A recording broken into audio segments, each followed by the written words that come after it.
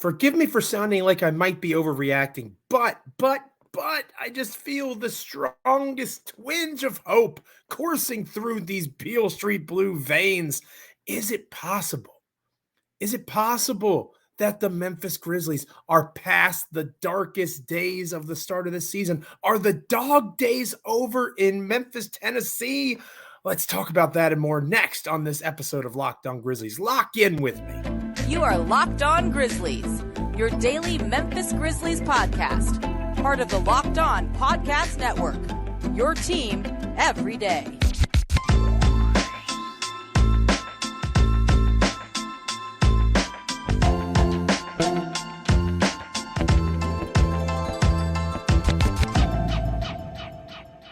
These Monday episodes of Locked On Grizzlies are so much brighter and so much happier after a win. I started to forget what wins felt like. I don't know about you, dear listener, dear viewer, but I am so happy to have that winning feeling once again here with you, of course, on Locked On Grizzlies. I am Joe Mullinax of Bluff City Media, Memphis Grizzlies columnist for that wonderful website. I hope you're checking out Bluff City Media each and every chance you get. I also hope you're checking out the Commercial Appeal over there in Memphis, Tennessee, where my co-host, DeMichael Cole, Memphis Grizzlies beat writer for that publication, works so hard and so with so much effort.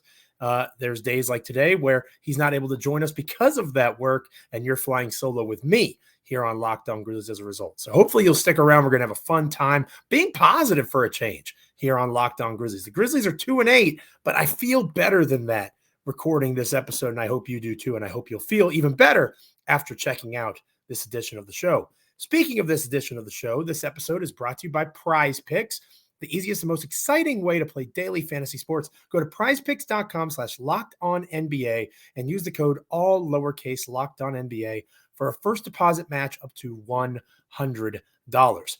Again, here on Locked On Grizzlies, we are free and available wherever you get your podcasts. You can also check us out over on YouTube. Like, comment, rate, review, subscribe. As proud members of the Locked On Podcast Network, we are your team each and every day.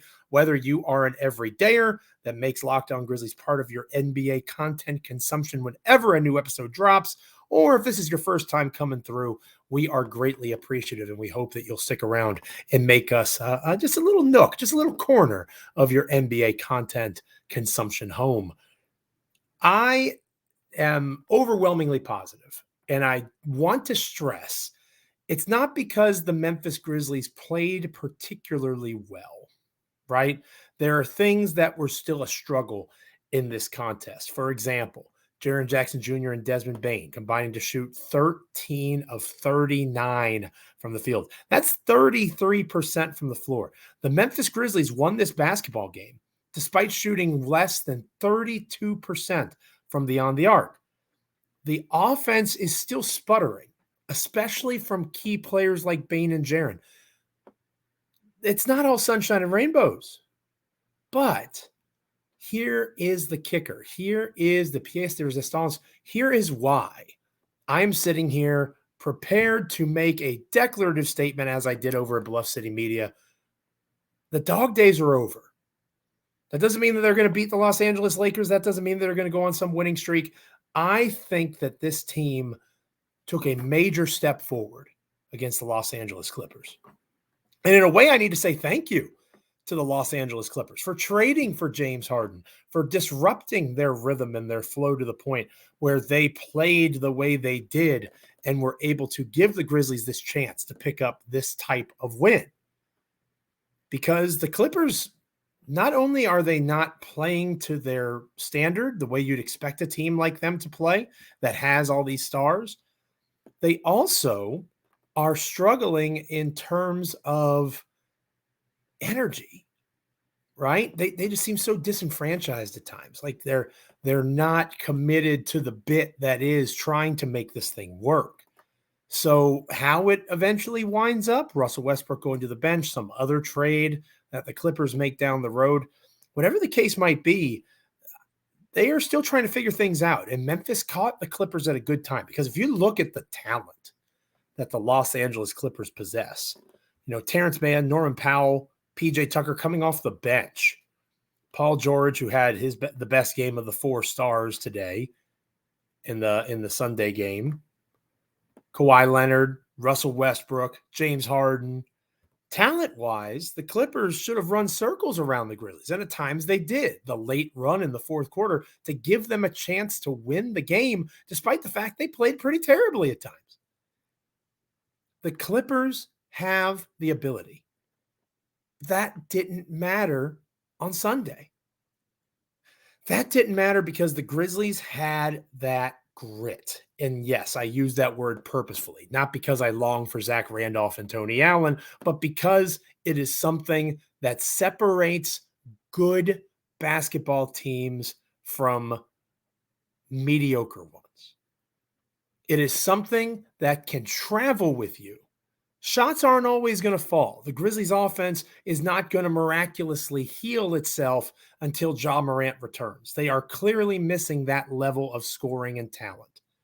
That matters. Derrick Rose isn't fixing that. Other guys aren't going to come in and miraculously make that work until a top 10 to 15 talent in the National Basketball Association is back in the rotation. What this team can do is dig deep. What this team can do is start fast. And that was a wonderful thing to see in the first quarter. They took 100% advantage of the fact that the Clippers were not ready to play. The Clippers were not ready to play in any way, shape, or form. And Memphis jumped on them. That is what a team that is struggling the way that the Grizzlies are struggling has to do. Build up enough of a lead and just play it cool the rest of the way as best you can. Memphis won the first quarter 33-20. The Clippers won the second quarter 25-19. They won the fourth quarter 33-26. Memphis won the third quarter by 4, and they won the game by 4. Hopefully you understand the point that I'm trying to make. When you are able to catch somebody by surprise, beat them to the punch, find a way to score, and get aggressive early, it can cover up mistakes later, and that's exactly what happened for the Grizzlies in this game. And kudos to Taylor Jenkins. We'll talk about the MVP of the Clippers win later on in the show. But kudos to Coach Jenkins for making the change, going back to Friday's game, a game that Memphis struggled in still. But they were competitive, and Jacob Gilyard was a major reason why. His numbers don't jump off the page at you, and we'll talk more about Gilyard later on. But 3 assists, 3 steals, 5 rebounds. He's 5'8". He is 5'8", and he grabbed 5 rebounds in 24 minutes of play. That's that grit I was talking about. That is what the Grizzlies teams of old that were undermanned had. It's not necessarily a swagger. It's not necessarily something that's going to get you advertisement bucks. But what it is going to do is help you gut out wins like the Grizzlies got on Sunday afternoon. They needed it more than the Clippers needed it. And they clearly wanted it more than the Clippers wanted it. Execution has to come from that. But the energy and the desire was there. And they were rewarded for it. And that is why I'm feeling optimistic, dear listener, dear viewer. That is why I'm sitting here telling you now that it may well be over these dog days. Not necessarily the losing, but the way that you feel after it, the hopelessness, the idea that this season is lost. It's not. It never was, even before the Clippers game went the way that it did. But now, watching that contest and seeing the way that they closed, seeing how they put the fight to the Clippers to start. They played with that hunger. They played with that aggression. They were able to translate it to competition well enough to win against another team that's currently struggling. It's not like the Los Angeles Lakers are all sunshine and rainbows right now. And then the Grizzlies have numerous days off to try to get healthy and rest up a little bit after one of their more heavy schedules to start the season of anybody in the NBA, not in terms of difficulty with record, but in terms of just the sheer amount of games played. Those few days off are going to be huge for the team. The dog days are over. I'm calling it now. Don't get in the comments and try to, Joe says they're going to go on a winning streak. That's not what I'm saying. What I'm saying is They did what they had to do to win, given the talent disparity they currently face against most of the teams they play, and they got rewarded for it. Once you get a taste of that, positive energy has a way to snowball just like negative energy does. And I think you're about to see a positive snowball effect for these Memphis Grizzlies. Hopefully they don't enjoy themselves too much in Los Angeles. That would be my one word of caution. As long as they can avoid those good times, I think they're going to compete well with the Lakers, and maybe Memphis comes home feeling even better about themselves than they do right now. But I'm going to take how they feel right now for sure, because it sure beats the alternative. When we come back here on Locked On Grizzlies, we're going to talk MVP of the Clippers' victory. Spoiler alert, there's more than one. But before we get to that, this episode of Locked On Grizzlies is brought to you by Prize Picks. Prize Picks is phenomenal, I got to tell you. With the basketball season here, it's just crazy how they're revolutionizing the game, at least in my opinion, when it comes to the world of daily fantasy sports. The basketball season's here, right? You can pick combo projections, not just with basketball, but also football with the Specials League, a league created specifically for combo projections that include 2 or more players from different sports or leagues. Maybe you want to take Bismack Biyombo getting more than 8.5 rebounds, and you want to take Terry McLaurin of the Washington Commanders getting more than 5.5 receptions. That would put you at trying to go more than a certain amount across multiple sports. That's what you can do over at Prize Picks. They even offer a reboot policy that your entries stay in play even if one of your players gets injured. For football and basketball in particular, if you have a player who exits the game in the first half and doesn't return in the second, that player is rebooted. Prize Picks is the only daily fantasy sports platform with an insurance for injury policy. Go to prizepicks.com/lockedonnba and use the code LOCKEDONNBA for a first deposit match up to $100. Again, that is prizepicks.com/lockedonnba. Use the code LOCKEDONNBA for a first deposit match up to $100. When we come back, we're talking MVP of the game that got the Grizzlies out of the dog days. Next, stick with us. Welcome back to Locked On Grizzlies. I am Joe Mullinax, flying solo on this episode of the podcast. My dear partner and friend, DeMichael Cole, the Commercial Appeal in Memphis, Tennessee, getting caught up on work after a big Grizzlies win in La La Land.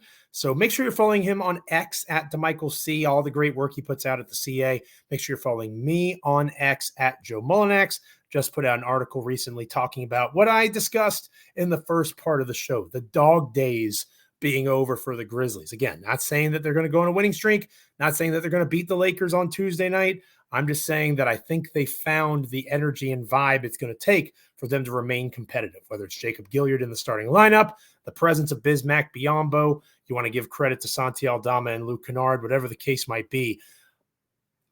I do think one of the great ironies, and I alluded to it in the previous part of the show, if you want to pick an MVP of this game, you're going to look at the stat lines and you're going to say Desmond Bane, right? And I think a lot of people at least would say Desmond Bane, 27 points, 6 assists, 4 rebounds.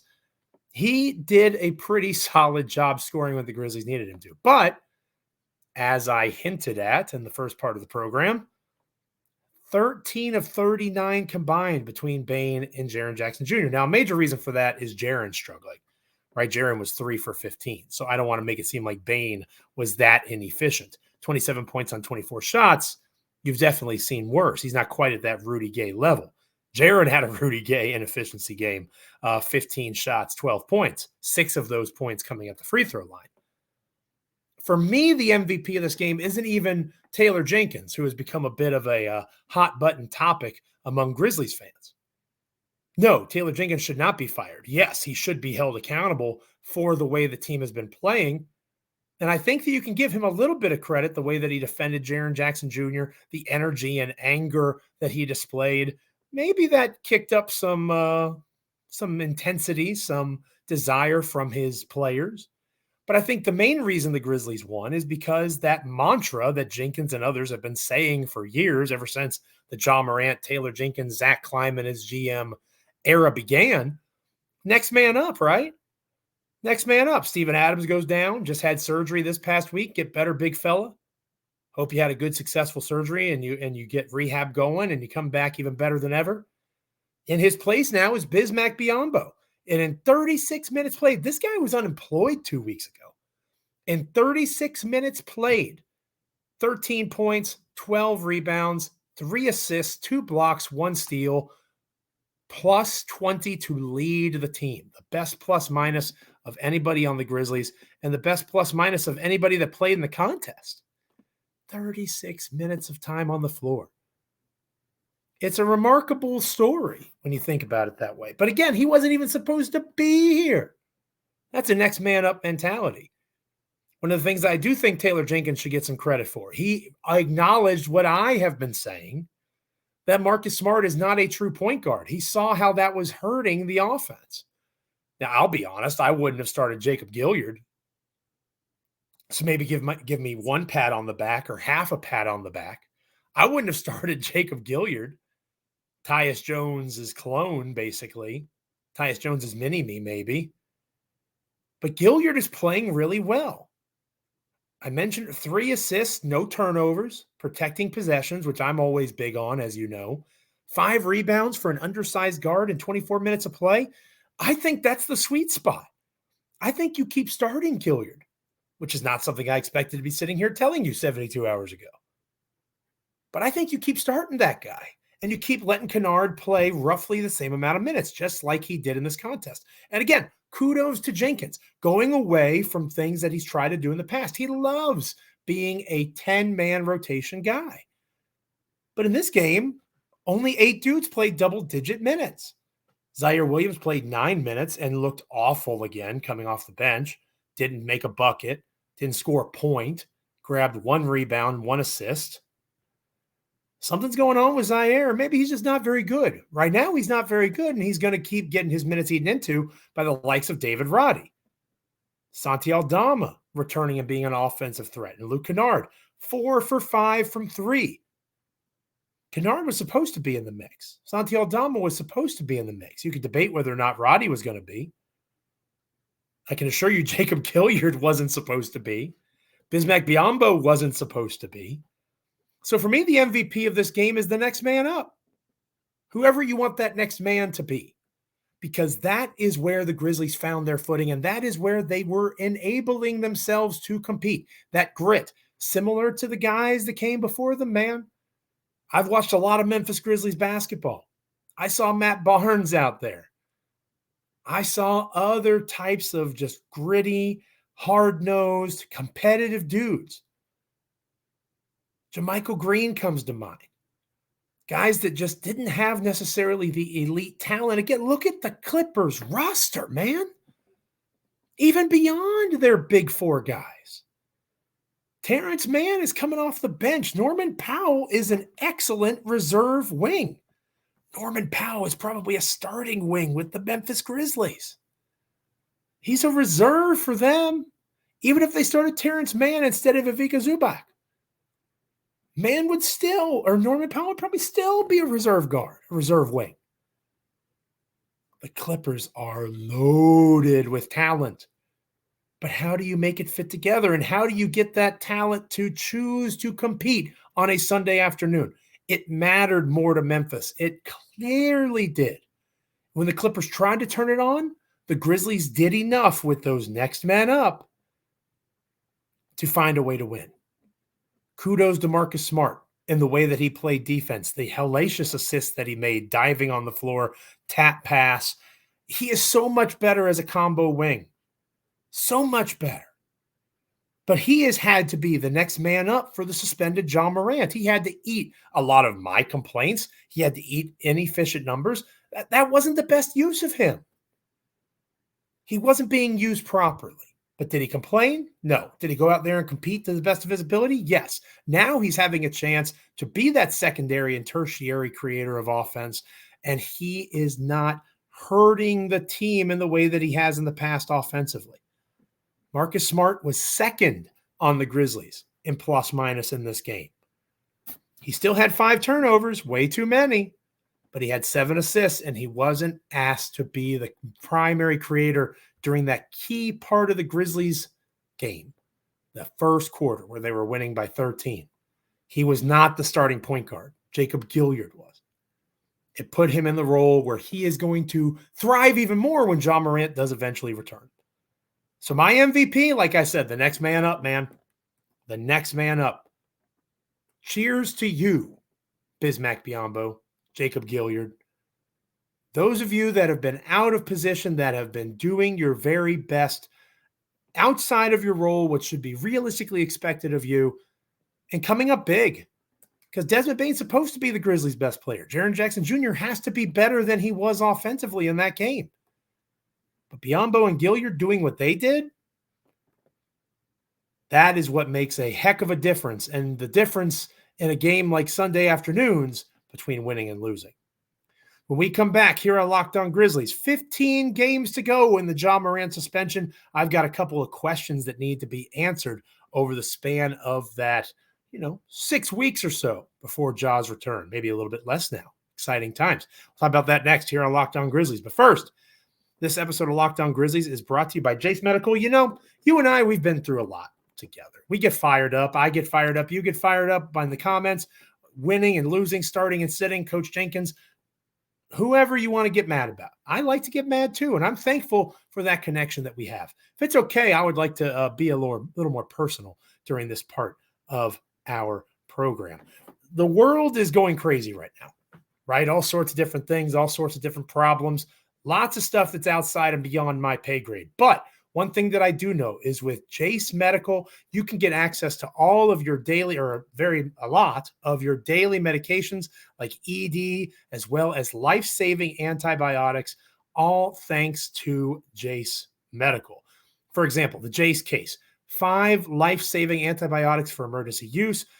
You fill out a simple online form. Some cases you jump on a quick call with a board-certified physician. You get great care from physicians, not just for antibiotics that could save your life, but also everyday medications that make your life better or truly are impactful for your day-to-day health. These things are doctor-created and doctor-recommended. Do not get caught unprepared. Everybody should be empowered to care for themselves and their loved ones during the unexpected, and Jase helps handle these things for you.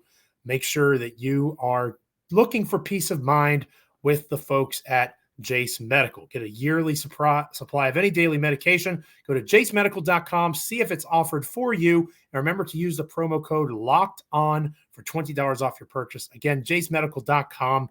Use the promo code LOCKEDON for $20 off of your purchase. Questions that must be answered before Ja Morant returns. We'll talk about that next. Stay with us here on Locked On Grizzlies.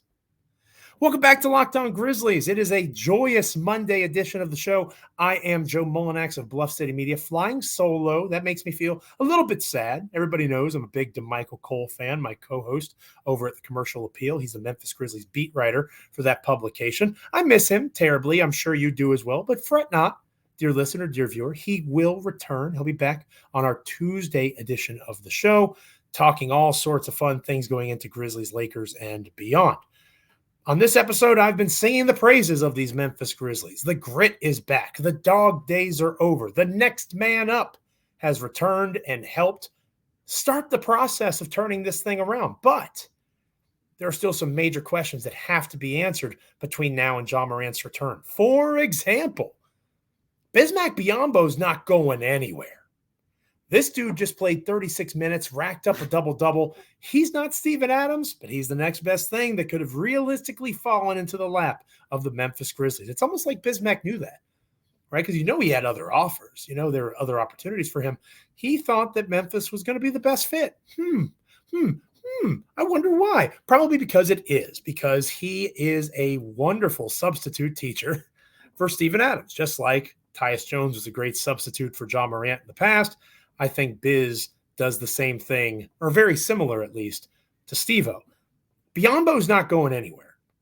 So somebody's going to have to get cut, or depending on how froggy Zach Kleiman in the front office of the Memphis Grizzlies is feeling, and if they want to leap this far, a 2-for-1 trade to try to upgrade things. 6 weeks from now, we'll have a better idea of where everybody stands. I highly doubt that the Memphis Grizzlies are going to keep tumbling. Like I said, that Clippers win has got me feeling beyond being ready to get hurt again. I'm ready to believe again.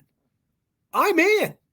I hope you are too, because it was that kind of victory to overcome what they have had to overcome, to outplay a team with that level of talent in their building. Again, I'm not saying they're going to run up the Lakers. I'm not saying they're going on a winning streak. I'm saying that they're going to find a way to keep it together until Ja gets back. And right now, they're only 2.5 or so games out of the 10 seed for the play-in. Is that ideal? Hell no. That's not ideal. I don't want them in the play-in any more than you do. But the point I'm trying to make is it's not like it's so far-fetched that they can make a run. This time next week, DeMichael and I could be recording and talking about how they're a game away or even that they're tied for the 10 seed. And there's a lot of basketball to be played still. So, say somebody keeps tumbling, right? Say the Jazz decide they're gonna call it in. They're done. Or the Portland Trailblazers say, we're good. The Washington Wizards keep struggling. Daniel Gafford's right there. If you want somebody to pair with Bismack Biyombo in terms of a true center rotation, maybe you're trying to find some more three-point shooting. Maybe you're trying to get another combo guard, lead guard type to alleviate some of the pressure off of Marcus Smart. There's all sorts of different directions they could go, and they still have the flexibility to do those things because of having all of their first-round picks and because of the types of contracts that they've got. Now, the only flaw to that plan in terms of trades is Steven Adams is a negative value at this point. Brandon Clark is a negative value at this point. You'd probably have to tag numerous first-round picks to get something of value back. And I don't know that the Grizzlies are willing to do that. And in order to send out less draft capital, the quality of player has to go up. Like Luke Kennard, who just made 4 threes to beat his former team or to help beat his former team. Does it really make sense to move on from one of the best three-point shooters in the NBA? Probably not. If you're the Memphis Grizzlies and your weakness continues to be half-court offense. So how you address the roster improvement or the roster number, the roster crunch maybe is the better way to put it, when Ja does return. Because Kenneth Lofton Jr., the Grizzlies won a basketball game in Los Angeles, and Kenneth Lofton Jr. did not log a single minute. Bismack Biyombo played 36 minutes. Santi Aldama got 21. David Roddy played some 4. He got 21 minutes. It's not looking good for Kenny Lofton Jr. But at the same time, does it have to be a removal of him, or can it be a 2-for-1 type of deal? I think there's potential there if the Grizzlies want to attack it. And another major question that needs to be answered is how this Desmond Bane, the Desmond Bane that you and I are seeing, this all-star caliber Desmond Bane, how you merge him with the Ja Morant that it's going to take for the Grizzlies to go on that winning streak. Right now, I'm not predicting it.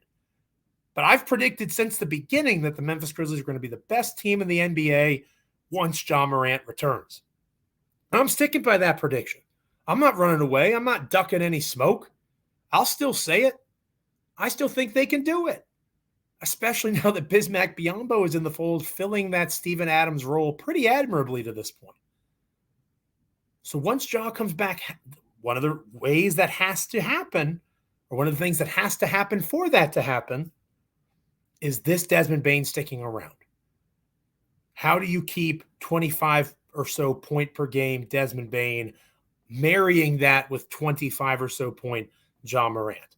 You're basically asking for a Bradley Beal, Devin Booker-esque kind of pairing. And one of the reasons that the theoretical fit in Phoenix will work the way that it will is because both of those guys can shoot. We know Desmond Bane can shoot. Ja, not so much. Hopefully he's working on his three-point shot as we speak. But Ja is a different player from those guys. So this Desmond Bane has to stick around. He can't leave. He can't leave. He has to be around this level of production for Memphis to go on a best in the NBA run. And for the record, in order for the Grizzlies to get back to where you and I think they should be in the top 4 or 5 teams in the NBA, especially in the Western Conference in particular, they're going to have to go on some sort of run like that. This Bane has to stay. So Taylor Jenkins and his staff, they have some things to figure out. And Zach Kleiman and his staff have some things to figure out. How is this team going to continue this vibe? Have a winning record in these last 15 games. Say they go in these last 15, 9-6. 9-6 in the last 15. Seems lofty, but it's possible. That would put them at 11-14 for the 25 games that Ja missed. Not ideal, but they're still right there in the hunt. And again, poised to go on a run. But how they get to that number that they need, do they waive someone? Because they're not getting rid of Biyombo. And how does this Desmond Bane, all-star Desmond Bane, the Grizzlies had 2 all-stars last season. It was Ja and it was Jaren. Ja's not making the all-star game this season. Jaren's numbers probably don't back it up as of now. But you want Ja to come back in terms of production as an all-star in an all-star caliber way. How do you marry that with his backcourt partner? Those are the things that I want to continue to see mesh and mold and get worked on. Obviously, you need Ja on the floor to see the second part in particular. But how Bane plays with the true point guard in Gilliard, how Bane plays when he's in that lead guard role, how he fits, it's going to be fascinating to watch because that's the key for me. Morant and Bane have to be the best backcourt in the NBA for that stretch. That has to come in order for the Grizzlies to move back up the standings if it's going to happen. They got to answer those questions in order for it to occur. Thank you so much for checking out Locked On Grizzlies. However you're checking it out on YouTube, wherever you get your podcasts, we are free and available. Like, comment, rate, review, subscribe. We are proud members of the Locked On Podcast Network, your team each and every day. Hopefully after today, if you're not already, you're going to be an everydayer. You're going to come back for our Tuesday edition of the show where my co-host Michael Cole will join me. We'll get his thoughts on Grizzlies Clippers, see if he disagrees with my questions or maybe he thinks I'm being overly optimistic. We'll talk Grizzlies Lakers preview and all sorts of other things to come. Thank you so much for checking out the show. Again, like, comment, rate, review, subscribe. However you do those things, wherever you get your podcasts, keep making Locked On Grizzlies part of your experience. I appreciate it. Michael appreciates it. The Locked On Podcast Network appreciates it. For Michael, I'm Joe. Catch you next time on Locked On Grizzlies.